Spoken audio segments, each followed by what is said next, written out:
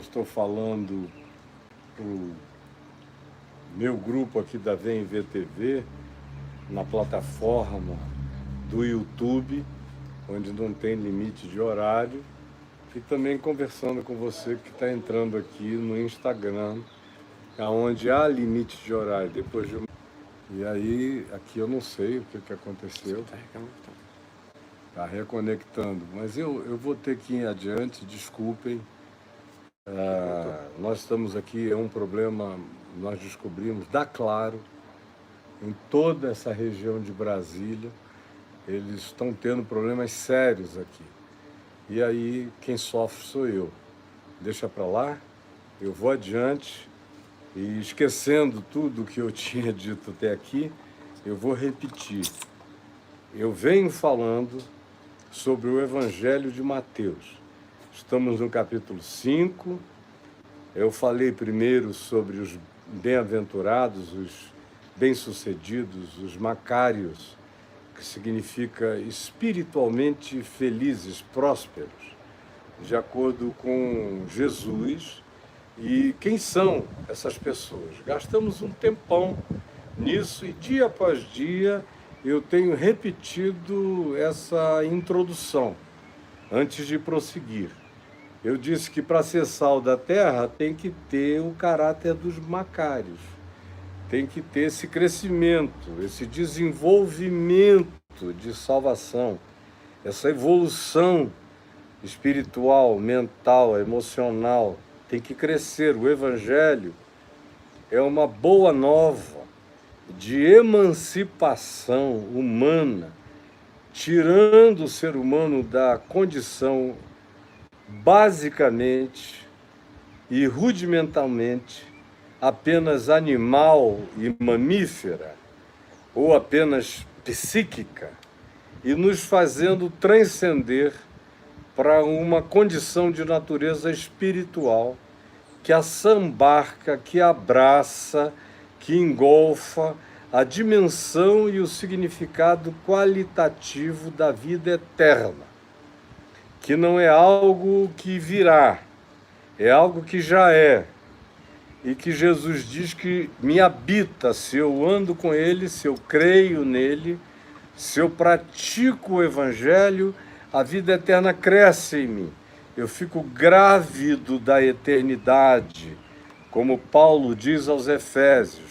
Cristo vai sendo formado em mim, como ele repete várias vezes, para que Cristo se forme, para que Cristo cresça, para que a gente se revista de Cristo Jesus, para que a gente experimente uma regênesis. Esse é o espírito do que se deseja. Não é uma questão moral, não é para ficar bonitinho, bonzinho, melhorzinho do que os outros seres humanos, não é uma questão comparativa, não tem nada a ver com aquilo que a religião ensinou durante esses 2 milênios e antes dela, especialmente, o judaísmo ensinou nos 2 milênios anteriores. Basicamente, você tenta obedecer a Deus para não ser igual aos demais pagãos, perdidos, que não conhecem a Deus. Essa foi a ilusão desses 4.000 anos até aqui, levando em consideração o judaísmo. Agora, quando a gente pensa só no que veio a se tornar o cristianismo, a gente não fugiu desse mesmo engano, dessa mesma trapaça, que é a de pensar que nós somos chamados por Deus para uma obediência que tem a ver apenas com comparação com que tipo de existência eu tenho em relação a dos outros. Esqueça os outros. O Evangelho continuaria sendo o Evangelho demandando o que Jesus diz que o Evangelho demanda. Ou seja, que ele só se torna real se for vivido, se for encarnado, se for provado, se for experimentado, se for existencializado, se for algo que se transforma em eu. e que em me penetrando me transforme todo dia, cresça dentro de mim todo dia, usando a imagem de Paulo da gravidez, Cristo sendo formado em mim, para que eu obedeça a minha vocação, que é me tornar semelhante a Ele. Eu sou chamado, você é chamado para nos tornarmos semelhantes a Cristo. Essa é a nossa vocação. Esse é um outro apelido da expressão da salvação. A salvação não me salva para uma melhoria, para uma superioridade moral. Até o significado de ética, do ponto de vista de Jesus e do Novo Testamento, e no Novo Testamento, especialmente as consciências apostólicas mais desenvolvidas, como a de Paulo, depois a de João e de Pedro, nos chamam para essa evolução, para que cresça em nós, como Pedro diz, a divina semente, para que o sêmen de Deus, que nos foi semeado, sêmen vem de semente, que nos foi semeado pela semente, pelo sêmen do Evangelho, o sêmen da palavra eterna, cresça no útero do nosso espírito, da nossa consciência, do nosso coração e desenvolva Jesus em nós. Esse é o significado de fazer de mim um macário, um ser próspero. Não é para efeito comparativo com ninguém. Tem a ver comigo. Tem a ver com me tornar semelhante a Deus, como um filho amado. É o que Paulo diz, que nós somos chamados para sermos semelhantes a Deus como filhos amados. É o projeto desde o início. Façamos o homem à nossa imagem e semelhança. Continua a haver o mesmo projeto de que nós cresçamos na direção de nos tornarmos como filhos reais de Deus. Não por uma decisão de natureza judicial, como alguns na doutrina do cristianismo querem fazer ser somente isto. Então você creu, Jesus levou o seu pecado, então agora é transferida a justiça dele para você, e você recebe essa transferência justificadora de Cristo para a sua vida, embora você continue a ser uma grandiosíssima porcaria humana, batizada, dizimista e frequentador de uma congregação de seres que se julgam maiores ou superiores. E eu dizia, até a proposta ética do Evangelho, que não tem, o Evangelho não carrega nenhuma proposta moral. Moral é circunstancial, é mutante, é geracional. Já mudou milhares de vezes, ainda vai mudar muitas outras vezes adiante de nós. É um acordo geracional extremamente mutante. E só não percebe isso quem está totalmente entouperado mesmo. Do contrário, isso é o óbvio, cansativamente óbvio. Mas eu dizia até a ética, que é algo acima da moral, e que não é mutante, e que tem a ver com o significado do que é a vida em si, a possibilidade da vida em mim, aquilo que tem a ver com a qualificação do meu ser a partir da absorção do que Deus chama de vida para ser provada. E o que Deus chama de vida para ser provada, conhecida e experimentada, é o que a gente vê Jesus provar, encarnar, experimentar, viver e propor. Portanto, é me fazer um Cristo. Não para qualquer razão, deixa eu repetir pela quinta vez, só no dia de hoje, de natureza comparativa, de superioridade, é para o meu bem, é um benefício. É evangelho, que significa boa nova, boa notícia, caminho da transcendência, da verdade, da vida. E Jesus conclui dizendo, ninguém vem ao Pai, que eu e o Pai somos um, disse ele, ninguém vem ao Pai senão por mim, por essa consciência, para crescer. Isso não tem a ver com a catequese doutrinação, aderência religiosa, isso tudo faz parte do engano, da miragem e da ilusão. O evangelho em si é real, é concreto, é para fazer ser verdade. Tudo isso na vida da gente, na minha vida, na sua. É para que a gente encarne esse benefício. E a própria natureza ética do evangelho é essa.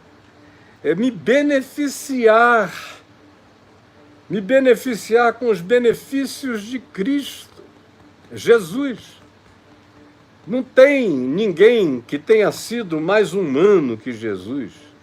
Ninguém conheceu a verdadeira felicidade humana, a não ser Jesus. Os outros todos arranharam, vislumbraram, viram sombras platônicas, viram silhuetas. Os mais sábios, os mais ponderados, os mais estoicos, os mais reflexivos, os mais sensíveis, tiveram vislumbres, como Paulo diz, porque nós conhecemos em parte, nós vemos em parte, nós amamos em parte, nós somos em parte, tudo em nós é parcial, tudo em nós é relativo ainda. E os melhores que já passaram pelo planeta Terra, todos eles foram todos entes da relatividade. Não é à toa que no século XX, o indivíduo considerado mais inteligente entre nós, no século XX pelo menos, onde essa medição começou a ser supostamente ou presumivelmente feita, tenha sido Einstein. E o maior achado dele foi a lei da relatividade. Isso é uma coisa que se aplica a tudo. Não apenas se aplica à luz, se a própria luz está debaixo da significação da lei da relatividade, tanto quanto o espaço-tempo e tudo aquilo quanto nos foi dado conhecer da criação cósmica até o dia de hoje está sob a relatividade. Imagina nós, os humanos, os mortais, os mamíferozinhos, você e eu. Relatividade absoluta. Perguntaram a Einstein como era ser o homem mais inteligente do mundo. Aí ele falou, perguntem ao Nikola Tesla. Isso é que é a resposta de um gênio. Mas não venham com essa palhaçada para mim. Porque, na realidade, a grande percepção e grande inteligência é perceber a relatividade de nós mesmos e de todas as coisas. Quando a gente admite a nossa própria relatividade, a gente bota o pé no chão do caminho evolutivo, que é o caminho do macário, do ensinável, do que se condói, do que se humaniza profundamente, do que exerce autocontrole, domínio próprio, do que projeta justiça, que tem fome e sede de justiça, do que o que quer para si deseja para todos, com toda clareza de misericórdia, com o olhar, a busca e a projeção melhor e mais limpa possível, de coração, construindo as pontes da reconciliação, porque todo macário é um filho da reconciliação. Ele mesmo, reconciliado com Deus, é um reconciliador entre os irmãos, entre os próximos, entre todos os humanos.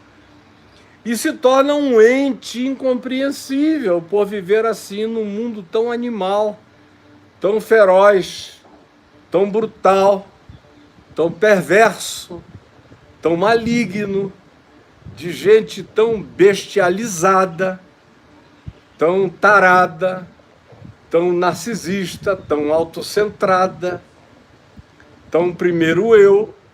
Uma criatura que exista assim é um ser inconveniente, como eu disse várias vezes já nos meses passados, porque o sarrafo é levantado demais e ninguém aguenta viver com um sarrafo tão alto como o sarrafo do Evangelho de Jesus. Mas quando a gente adquire essa consciência, essa ética, esse ethos, passa a ser a nossa casa espiritual, passa a ser o nosso próprio ser como estado vivo de crescimento, se mostrando em estado de afloramento crescente, de desenvolvimento permanente em nós, a gente não experimenta isso para si mesmo. Essa boa nova aqui começa primeiro para mim, porque se não nascer em mim não vai dar mais fruto em lugar nenhum. Ou eu sou primeiro frutificado, engravidado pelo Evangelho, para que o benefício do Evangelho de Cristo, que não é um levantarzinho de mão, fiquei para um lugar para ficar cantando canções, para bajular Deus, não. É alguma coisa que tem que me fazer um ser humano bonito, lindo, divino, assustadoramente transcendente, perdoador, generoso, pacificado, ensinável, compreendedor e compreensivo, que tenha prazer muito mais na misericórdia do que no juízo. Uma pessoa que seja alimentada pelas promessas do amor de Deus, que primeiro chegam ao coração dele como certeza absoluta de inclusão inafastável do ser dele em Deus. E depois do compromisso inquebrável dele com Deus, na prática desse amor, no todo da existência, para com a natureza, para com o todo da vida, para com o próximo, para com a natureza criada, para com as descobertas nessa natureza que revelam Deus, que são a Bíblia natural de Deus, aquilo que de Deus se pode conhecer, que se conhece através da ciência, aquilo que de Deus se pode conhecer, que se conhece, por exemplo, na leitura inspirada da Escritura, aquilo que de Deus se pode conhecer, que se conhece pela sensibilização da nossa consciência e, sobretudo, o que de Deus se pode conhecer, que nos é revelado em plenitude absoluta e incomparável em Cristo Jesus, que é a expressão exata do ser de Deus, que é aquele em quem tudo e todas as coisas subsistem, em quem tudo e todas as coisas foram criadas. E nele são. Quando eu entendo isso e me vejo como parte disso, eu começo a naturalmente dar o fruto macário, o fruto bem-aventurado, o fruto da graça, que é benefício para mim, que me pacifica, que me tranquiliza, que me põe para além da morte, para além do medo, para além do pânico, para além do juízo, para além das assombrações, vai me desassombrando, vai me fazendo intrépido, vai me dando ousadia, vai me dando coragem, na mesma medida em que me dá domínio próprio, na mesma medida em que me faz exercitar a vitalidade do meu ser, através dos instrumentos e das manifestações do amor, do fruto do amor na vida. Aí, quando isso está compreendido, eu não preciso fazer força para nada, eu me torno um sal, eu me torno gosto, eu me torno uma delícia de Deus na existência. O sal não é para si. O sal que é para si perde o sabor e para nada mais presta, senão para ser lançado fora e ser pisado pelos homens, como disse Jesus. Não.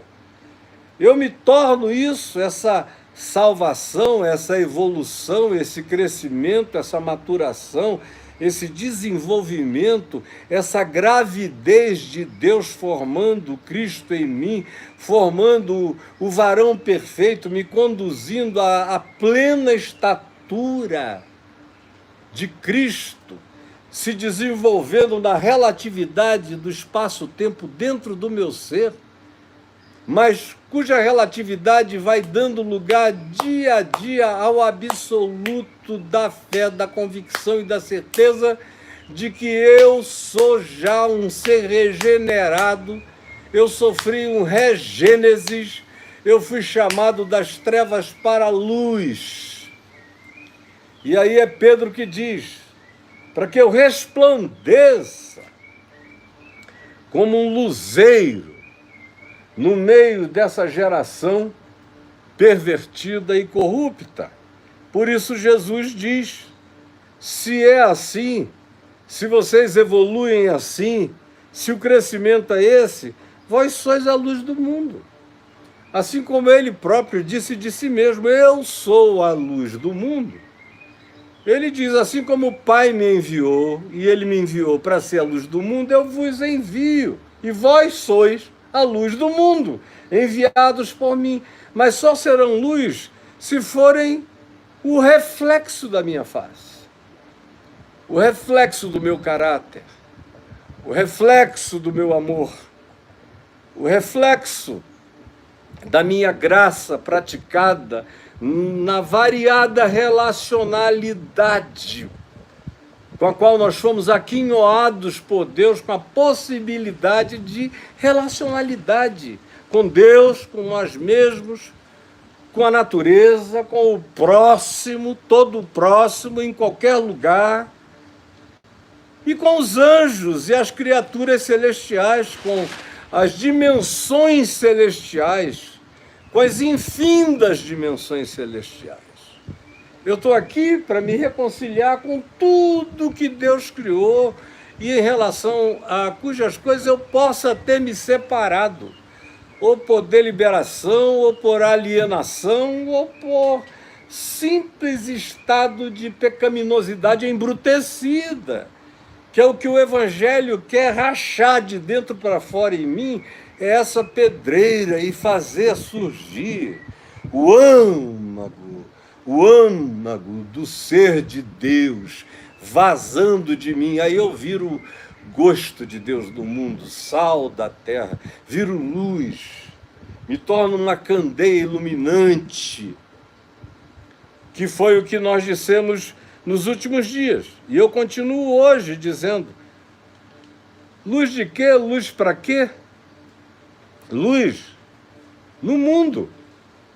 Se somos conforme Jesus, porque nós não temos uma vocação para nos tornarmos um outro tipo de luz, a única luz que ilumina é a luz que Jesus encarnou, manifestou, gestuou, ensinou, expressou e mandou praticar. Essa é a única.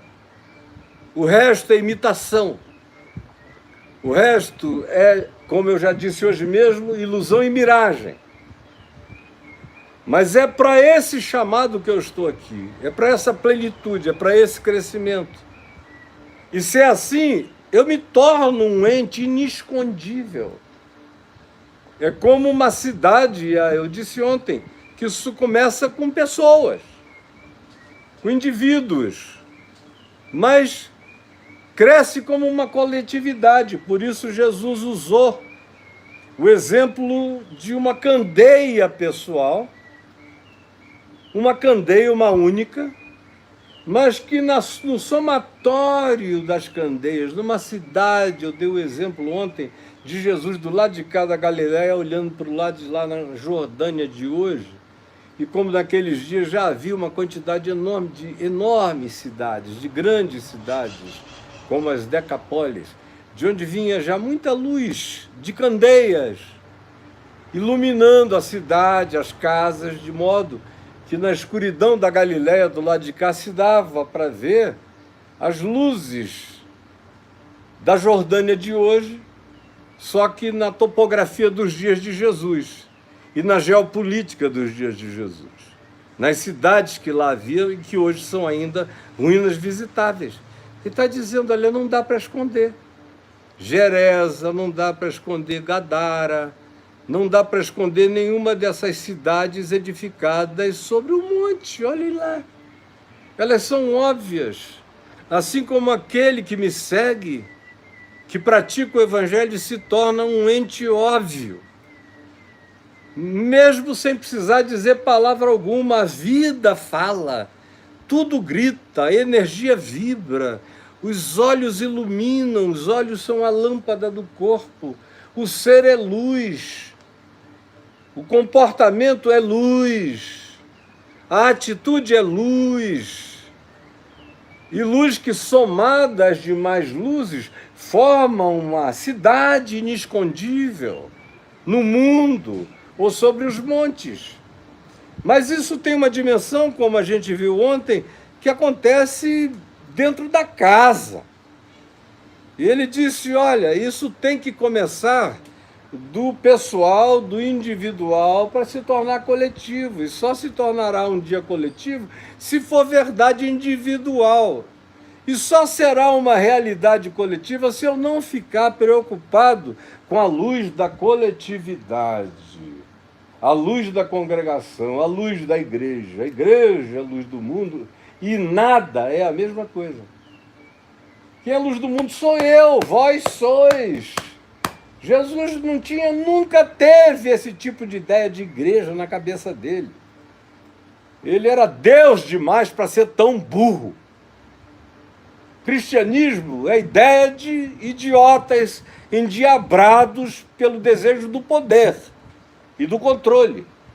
Jesus disse que com ele as coisas eram livres, era confiança total no Espírito Santo, que soprava onde queria, em quem queria, como queria, exatamente do jeito que desejasse, e era assim que originalmente teria que ser mantido, porque a única maneira de se experimentar realmente a verdade de Deus na vida é se for assim. E aí ele diz, mas tem que começar com uma candeia. E é a soma dessas candeias que tem que começar iluminando dentro de casa. Tem que ser verdade no interior da minha casa, portanto tem que ser verdade da minha existência pessoal, para atingir os demais na minha casa, para se tornar na soma de todos nós, não por uma estratégia de natureza eclesiástico, congregacional, mas pela verdade existencial da experiência real de vida e de fé de cada um. Na soma natural e espontânea disso tudo, surge uma cidade, uma comunidade que ilumina e que é inquestionavelmente real.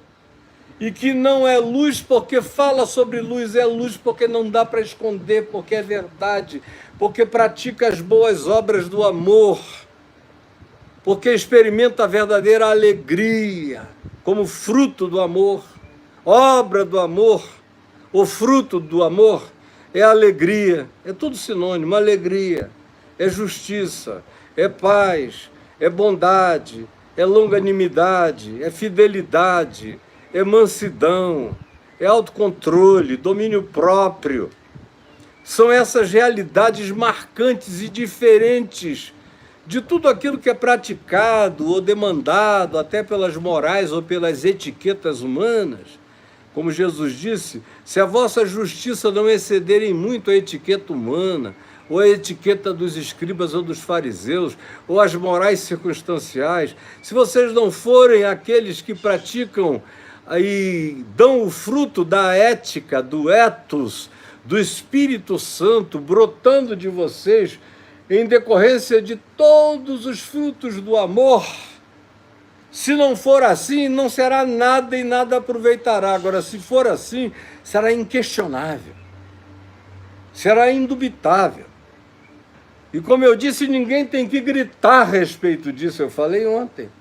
Isso grita por si mesmo. E grita nos céus, na terra e debaixo da terra, e não há criatura, nem nos céus, nem na terra, nem debaixo da terra, que possam se esconder dessa realidade de um ser que anda iluminado, ilumina no planeta, ilumina nas regiões tenebrosas, ilumina nas regiões celestiais, e até os seres das regiões celestiais Paulo diz: aprendem sabedoria. Os principados e potestades aprendem sabedoria com essa manifestação das obras do amor. Assim brilhe também a vossa luz diante da sociedade humana, para que os seres humanos, a sociedade humana, veja as obras, o fruto, o derramar, a graça, a verdade praticada, encarnada por vocês, e desse modo, naturalmente, eles glorifiquem, digam: caraca, Deus tem filhos entre nós. Meu Deus, está cheio de anjo. Meu Jesus, tem um bocado de gentezinha simples, pobre, sem nome, sem poder histórico, mas que são pessoas à cara de Deus, que carregam esse parentesco, essa filiação. É inegável esse vínculo delas.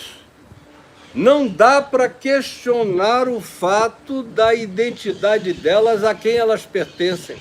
Elas resplandecem, como Pedro disse, como luzeiros deste mundo tenebroso.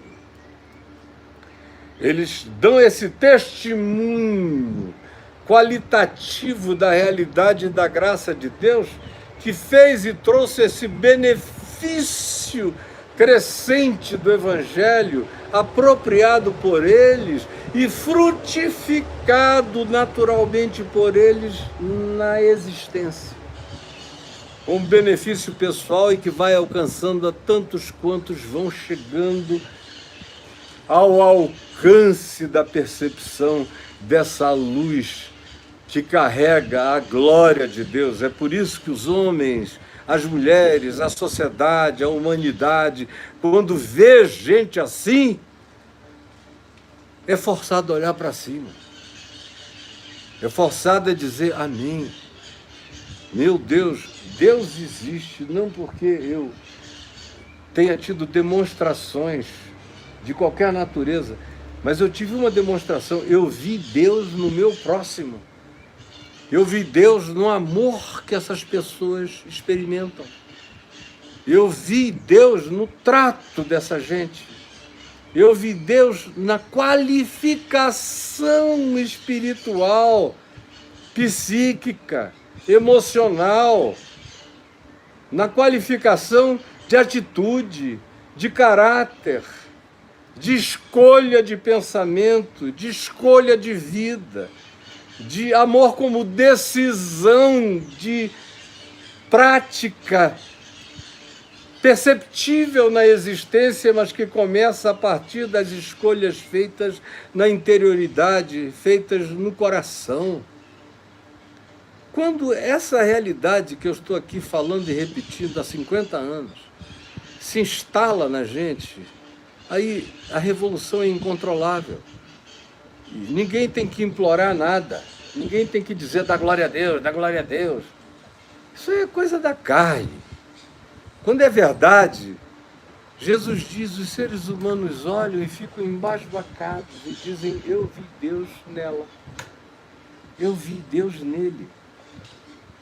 Essa pessoa é esquisita em relação a tudo mais, porque no mundo de ódio decidiu amar, no mundo de orgulho decidiu ser ensinável, ser humilde de espírito, ser alguém que continua aprendendo eternamente, que não para nunca de crescer.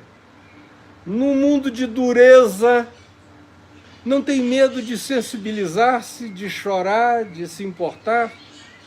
No mundo onde cada um pensa só em si, essa pessoa pensa nos outros e quer que o que de melhor lhe possa ser vida seja também o que ao próximo seja servido.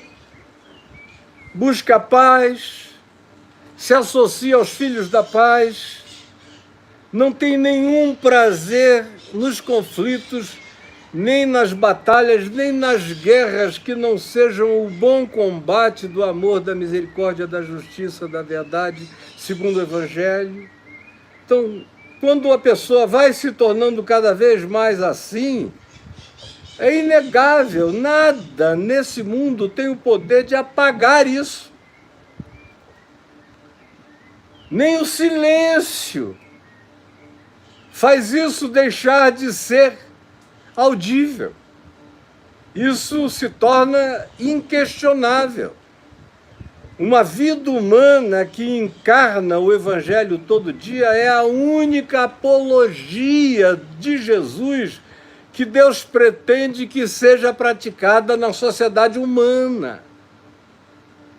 Não são argumentações de natureza intelectiva, mas são encarnações existenciais e comportamentais do amor e da graça de Deus, transformadas nessa luz cujo fruto consiste em toda justiça, verdade e bondade. Como Paulo disse aos Efésios, lá no capítulo 5, no verso 9, e eu tenho repetido exaustivamente. Aí os homens olham isso e dizem, meu Deus, cara, Deus é real. Eu tenho visto a realidade de Deus sendo encarnada. Eu tenho visto a invasão de Jesuses.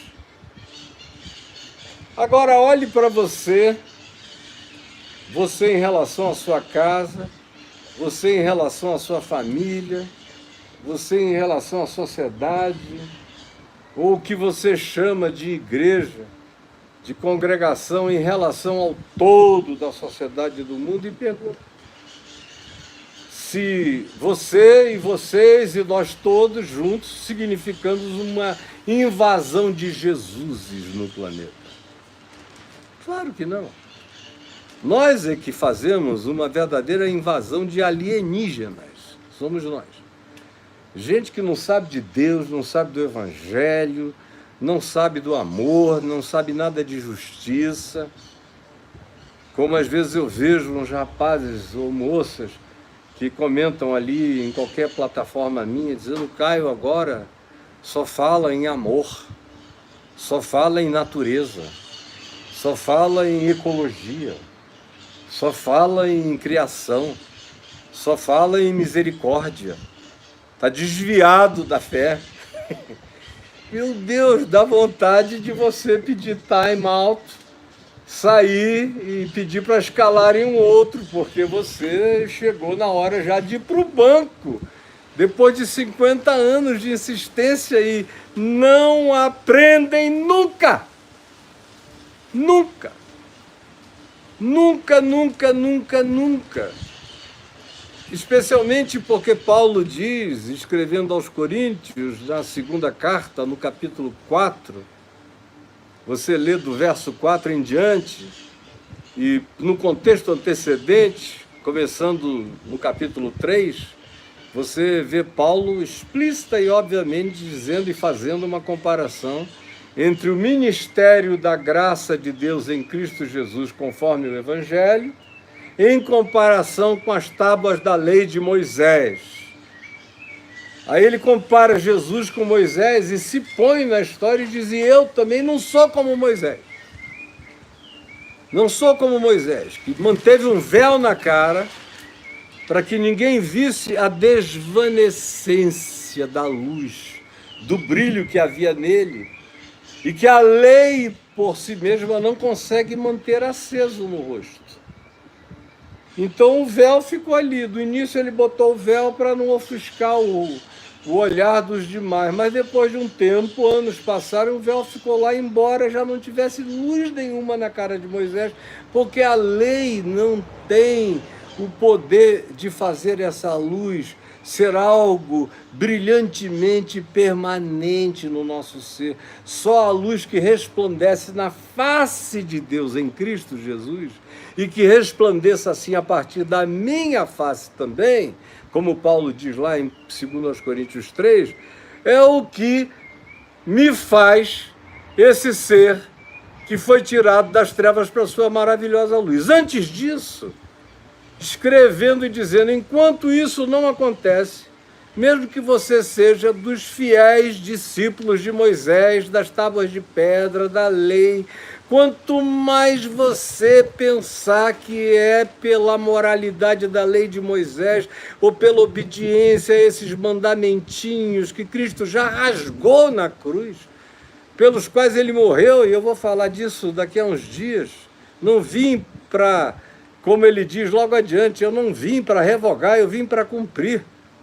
Aí depois ele diz, e tudo vai ser cumprido. E depois ele diz, está cumprido, está consumado, está acabado, está rasgado. Mas o pessoal não quer entender. Mas Paulo diz que o príncipe deste mundo, lê lá, 2 Coríntios 4, versos de 4 a 6. O príncipe deste mundo, e ele está falando a crentes. Crentes que queriam fazer o casamento de Jesus com Moisés de qualquer jeito. Do Monte Sinai com o Monte Calvário. No Monte Sinai é onde a acusação é escrita. No Monte Calvário é onde as acusações são canceladas de uma vez por Cristo Jesus. Está pago e consumado. Não tem mais dívida nenhuma.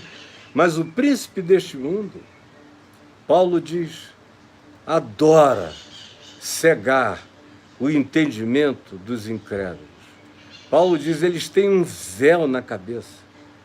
E eu estou falando com o mesmo público para o qual Paulo estava se dirigindo. Exatamente o mesmo público. É o que me vê aqui, prioritariamente. São os que andam com um véu na cara. Que não enxergam nada, não entendem nada. São obstruídos e blindados para tudo. Não compreendem. Estão obturados. Estão com os olhos totalmente sob a escuridão. Aí Paulo diz, até que um deles se converta. E está falando de crentes se converterem. Quando um deles se converte, o véu é tirado. Leia lá, pelo amor de Jesus, 2 Coríntios, capítulos 3 e 4. Quando um deles se converte, o véu é tirado. Aí eles enxergam. Aí pela primeira vez, eles veem a glória de Deus iluminada na face de Cristo Jesus, conforme o Evangelho. Aí eles entendem pela primeira vez que Deus estava em Cristo, reconciliando consigo mesmo o mundo, não imputando aos homens e mulheres as suas transgressões. Ao contrário, nos chamando e nos designando para sermos embaixadores, pacificadores, ministros da reconciliação entre Deus e o mundo, afirmando a misericórdia e a graça unilateral de Deus em favor de todo ser humano, saiba ele ou não, se souber e acolher, melhor. Se não souber, a graça é graça a si mesmo. Se souber e não acolher, era melhor não ter sabido. Mas quando verdadeiramente, que é uma palavra muito neotestamentária, verdadeiramente, o que eu estou dizendo aqui deixa de ser uma fala e passa a ser um entendimento, uma compreensão, o véu é rasgado. Como o véu do santuário de Jerusalém, quando Jesus disse, está pago, está consumado, foi rasgado de alto a baixo em duas partes, assim também, quando você olha e você vê que você não é filho do Monte Sinai, você é filho do Monte Calvário, que no Sinai a condenação é instituída em pedra, e que no Calvário o escrito de dívida é rasgado de alto a baixo. E aí a gente vê Deus, e diz, e como afirma, como centurião romano, que não recebeu nenhuma catequese religiosa de nenhuma natureza, ele só viu, e ele entendeu, quando Jesus expirou, e a terra tremeu, ele viu aquilo tudo, o sol escureceu, a natureza se convulsionou, ele viu. E ele disse verdadeiramente, este era o Filho de Deus. Essa é a primeira declaração de um pagão diante da cruz, interpretando a cruz. O anterior era um dos malfeitores, lembra-te de mim, e agora é o centurião romano fechando aquele momento de crucificação, dizendo: esse é o Filho de Deus. O resto é brincadeira. Aí o véu foi tirado. Mas é mais fácil tirar o véu do rosto do centurião romano do que do rosto de um sacerdote judaico, que se agarra ao véu, que se veste com o véu, que cultua o véu e que não aceita essa libertação e não cresce nunca na direção de virar um Jesus na face da terra, um imitador de Deus como um filho amado. Sede, pois, imitadores de Deus como filhos amados. Brilhe, pois, a vossa luz diante dos homens, para que eles vejam o fruto da luz, da verdade, da justiça e da bondade, da misericórdia na vida de vocês, e assombrados por verem coisa tão insólita, tão inusitada, tão diferente, tão incomum, tão para além de toda e qualquer outra realidade que seja apresentada no cotidiano mamífero animal da história humana. Ao verem essa diferença extraordinária, eles olhem para o alto e glorifiquem ao vosso Pai que está nos céus. Agora, na continuidade disso tudo aqui, o que você vê no Novo Testamento, na sequência mesmo dos evangelhos, você vê Jesus aludindo a essa mesma imagem, essa mesma metáfora da luz, o tempo todo. De vez em quando ele vem e alude a isso. Primeiro é ele que é a luz do mundo e nós, como consequência, nos tornamos nas condições em que eu disse que são aquelas necessárias para que a gente vire luz de Deus no mundo. E eu não vou repetir outra vez. Mas ele vai adiante e diz: ser luz de Deus no mundo não significa ser o rei da esperteza nem da malandragem. Ele diz lá em Lucas, na chamada parábola do administrador infiel, em Lucas 16, ele diz que os filhos das trevas são mais malandros, mais hábeis, mais safos na sua própria geração do que os filhos da luz. E é natural que seja assim. Se eu sou um filho da luz, eu não fiz doutorado em malandragem, nem em sacanagem. Eu não sou um especialista em engano, nem em ludíbrio, nem em mentira. É por isso que um filho da luz não tem vida longa na mentira nem no engano. Ele começa a mentir e a enganar, e o que acontece logo depois é que, graças a Deus, ele é apanhado. Porque ele não tem escolaridade de perversidade para manter aquilo funcionando como engano, anos e anos e anos, décadas e décadas. Alguns fazem isso até o fim da existência, morrem nisso. Graças a Deus, os filhos da luz não. Os filhos da luz são menos hábeis. E essa é bondade divina, é graça divina. O filho da luz não ter habilidade de sobrevivência nas trevas da perversidade planetária, nesse mundo tenebroso. A minha única capacidade de vitória, vivendo nesse mundo tenebroso, é se eu andar na luz como ele está na luz.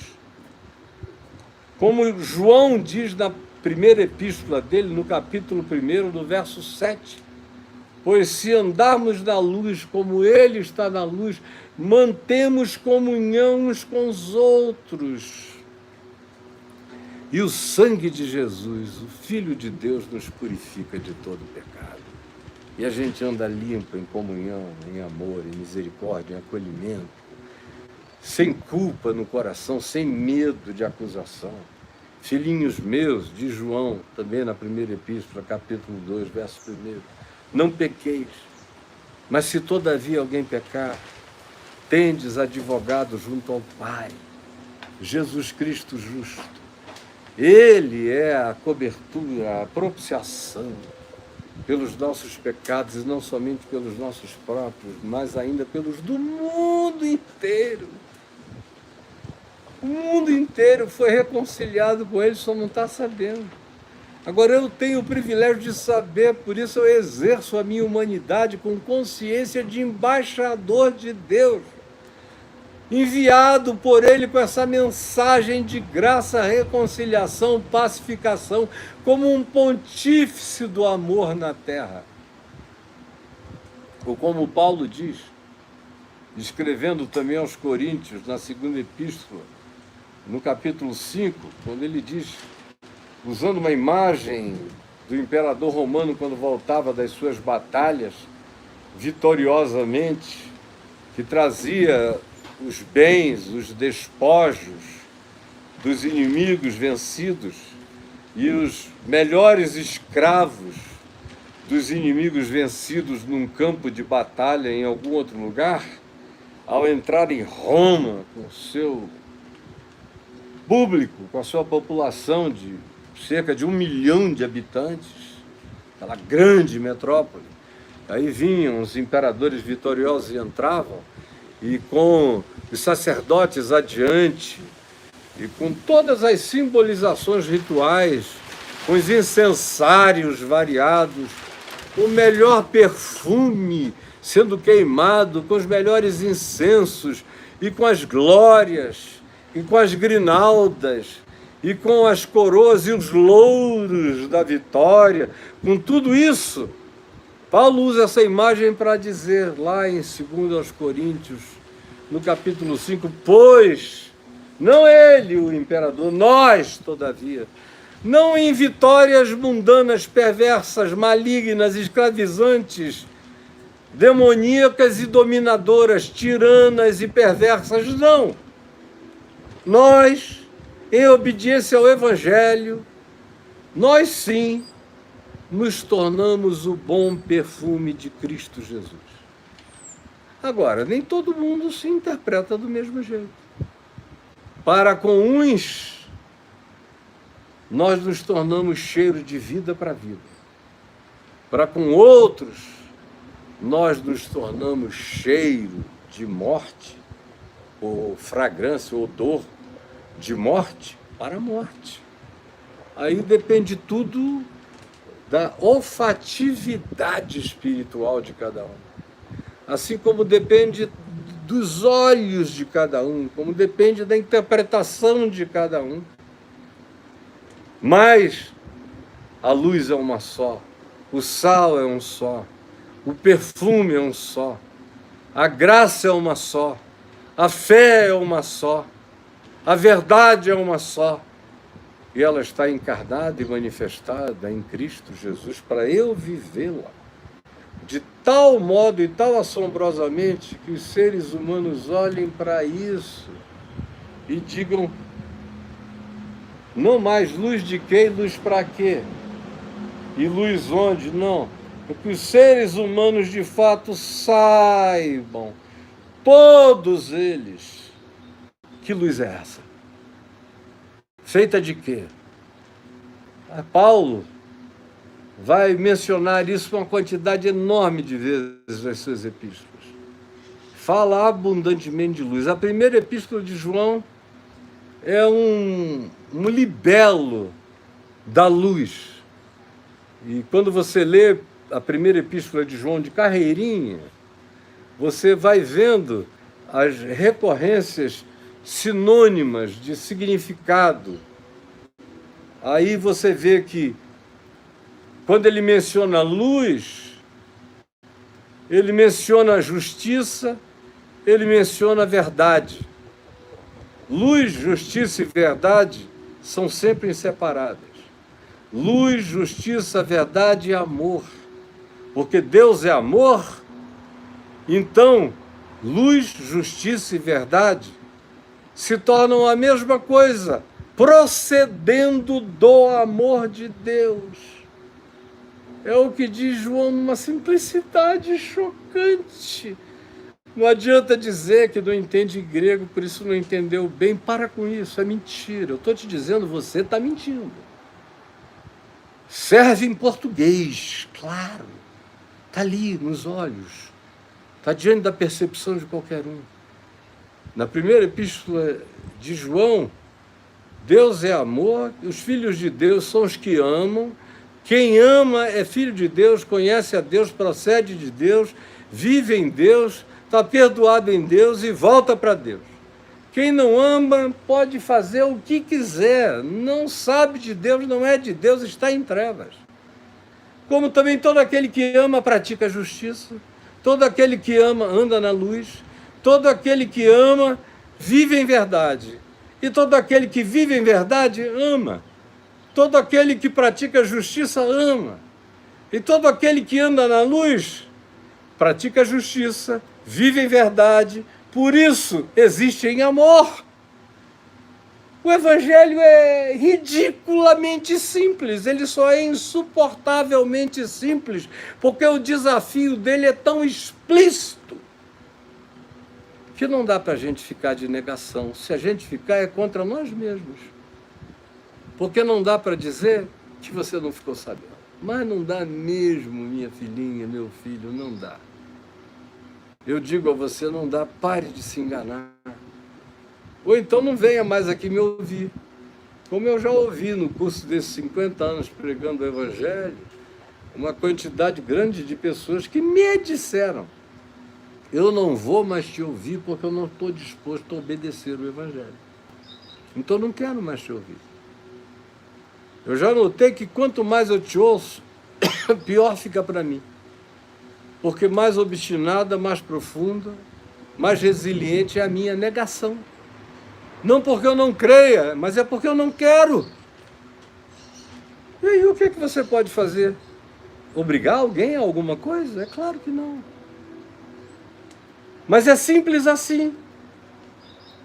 É isso que eu tenho que manifestar. E eu só manifestarei se eu for isto. O bem-aventurado é existencial, sai de dentro, como tudo mais, brota do coração. Para ser de Deus, o reino de Deus está dentro em nós.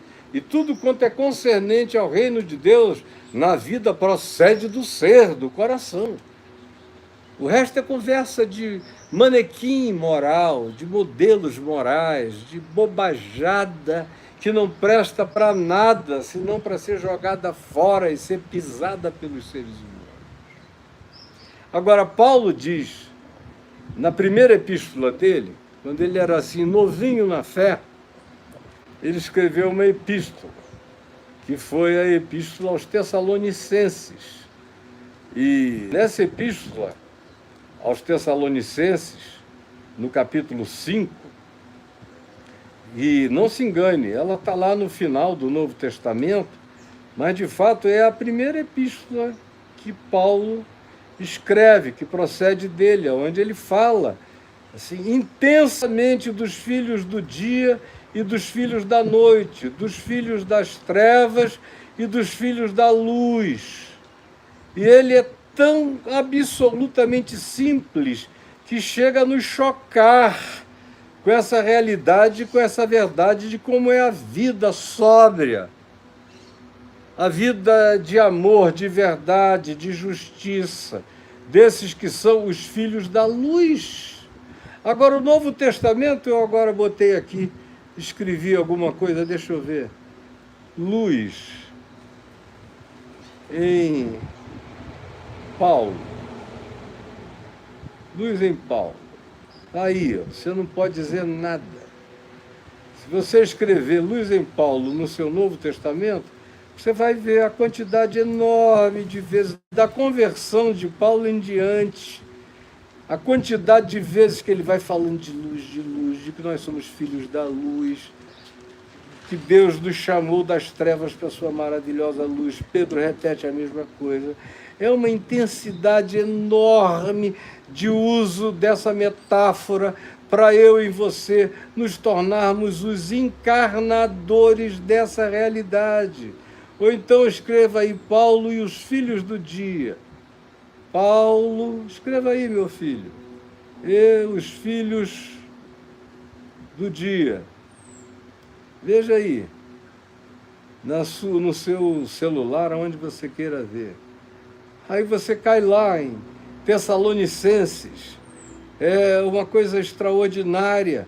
E é todo mundo repetindo a mesma coisa, todo mundo dizendo exatamente o que eu estou dizendo para vocês aqui, Paulo explicitamente repetindo isto. De modo que você não tem desculpa, eu não tenho desculpa. Ou eu acolho, ou é melhor pedir licença. Ou eu acolho, ou é melhor pedir licença. Eu peço a Ti, Jesus, que essa palavra, outra vez e outra vez, chegue ao coração de todos, alcance, daquele modo que eu não sei fazer, nem tenho poder para realizar. Mas o Teu Espírito tem. O Teu Espírito tem. E eu peço que Ele faça isso, Ele acenda a luz desse fogo inapagável. Ele acenda essa luz de fogo eterno no nosso coração, para que os homens vejam pelas práticas da nossa vida, as nossas boas obras, vejam o fruto do Teu amor brotando e nascendo em nós todo dia, pela qualificação da natureza eterna que em nós está semeada, nesse estado de gestação de Cristo crescendo em nós. Por favor, realiza isso, para que sejamos filhos da luz e para que os nossos olhos sejam faróis de Deus nesse mundo tenebroso, no qual desejas que nós brilhemos como luzeiros, como um farol para todos os afogados existindo entre nós, agora, nesse tempo, ou em qualquer outro tempo, onde esta palavra seja ouvida e carregue o poder de acordar pessoas, despertar da escuridão da treva para a compreensão do Evangelho da luz em Cristo Jesus. Pois de trevas resplandeceu luz. Quando Deus disse, haja luz, e houve luz no nosso coração. E nós vimos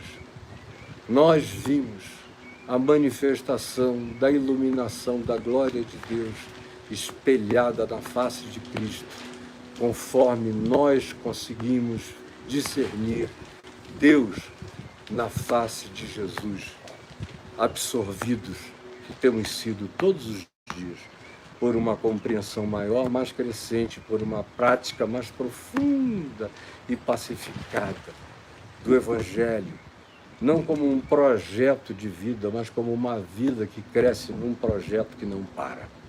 Em nome de Jesus. Amém e amém. E que Deus nos abençoe.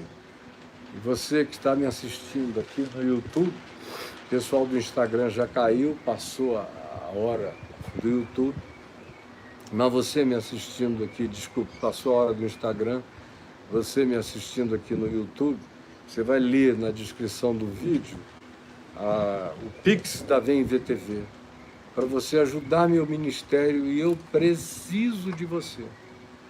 Preciso da sua ajuda de todo o coração. A gente tem muito mais desafio do que recurso.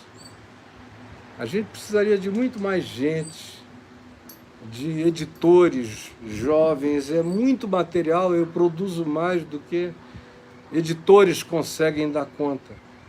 E eu tenho aqui 2, 3 editores, 2. E não tem condição de dar conta, é muita produção. É muita oportunidade também. E aí eu precisaria ter uns 4, 5, 6 editores trabalhando, editando.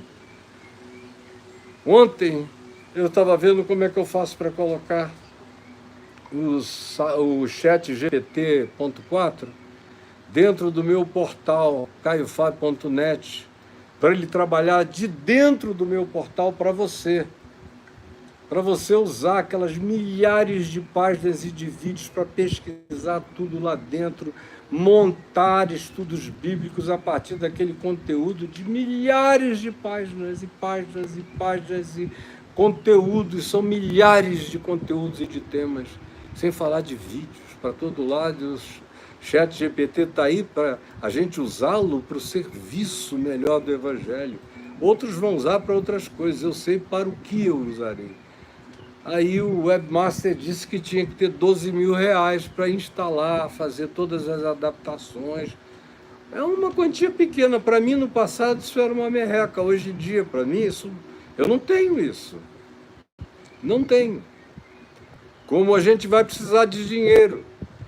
A tecnologia está pronta, está sofrendo ajustes com os meus amigos especialistas nisso, para colocar tudo que eu digo em inglês e em outras línguas. Mas vou precisar de recurso, porque a gente vai ter que divulgar isso nos Estados Unidos, na Inglaterra, na Austrália, na Nova Zelândia, em todos os países, depois no mundo inteiro onde se entende inglês, depois em outras línguas.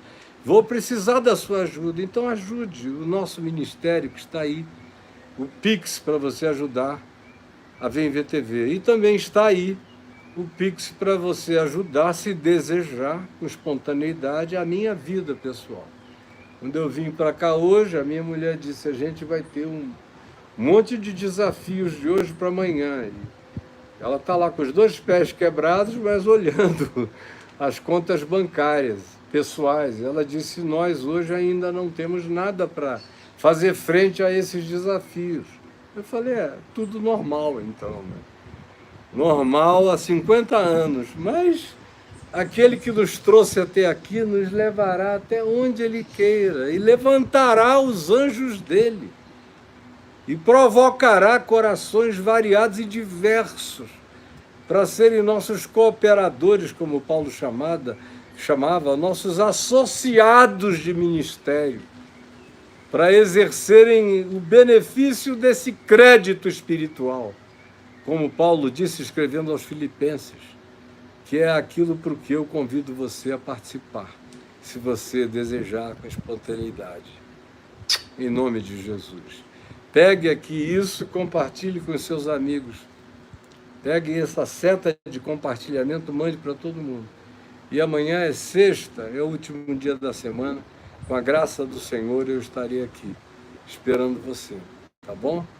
E está tudo gravado aí no YouTube. Você que chegou hoje aqui, pela primeira vez, se inscreva no canal, aperte o sininho e não perca mais. Faça tudo, aprenda. Eu estou falando de Mateus, do capítulo 1, do verso 1 em diante, esse ano inteiro. Pelo amor de Deus. É simples, mas é de uma profundidade espiritual que você vai rodar a terra. E eu te digo com temor e tremor em nome de Jesus, vai rodar a terra e dificilmente vai encontrar algo com essa qualidade, genuinidade, verdade, sinceridade e poder do Evangelho, para fazer bem a sua mente e entendimento e para fazer a gravidez de Cristo ganhar plenitude na sua existência. Um beijo, Deus nos abençoe. E tchau, gente boa. Até amanhã.